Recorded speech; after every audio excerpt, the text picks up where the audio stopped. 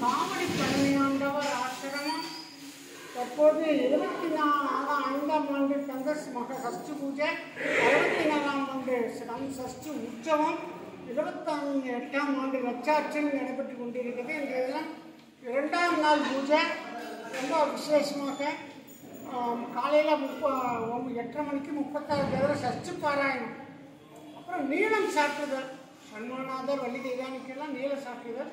இதில் தரிசிச்சிங்கன்னா court case வெற்றி கிடைக்கும், வரவேண்டிய பணம் வந்து சேரும், சொத்துக்களை வாங்க முடியும், நோய் பணிகள் தீரும்.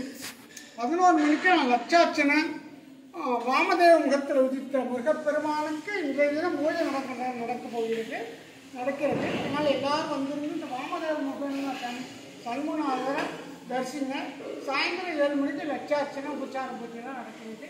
பக்தர்கள்லாம் வந்திருந்து முருகப்பெருமானை தரிசிக்க மாட்டாங்க. இங்கே ரொம்ப விசேஷம்னா ஒவ்வொரு நாளைக்கு விசேஷம். தினசரி கோமாதா பூஜை நடக்குது. காலையில் பசுவுக்கு பூஜை பண்ணி தான் கோயிலை திறக்கிறோம். ஆனால் பசு எல்லா தெய்வங்களும் பசுக்கிட்ட இல்லாத தெய்வம் இல்லை. அதாவது எல்லாரும் போய் இடம் பிடிக்கிறப்ப லட்சுமி கடைசியாக போகிறப்ப பின்னாடி உட்காரப்போ இடம் கொடுக்கணும், பின்னாடி அதனால தான் பின்னாடி கொடுக்கணும். இந்த தினசரி தற்போது பூஜா இருக்கிற பசு 7வது தலைமுறை. ஆனால் பக்தர்லாம் இந்த ஆசிரமத்தில் இருக்கிற சண்முகநாதர் இந்த கந்தசஷ்டி திருவிழாவில் வந்திருந்து தரிசித்து வேண்டிய வரத்தை பெருமாள்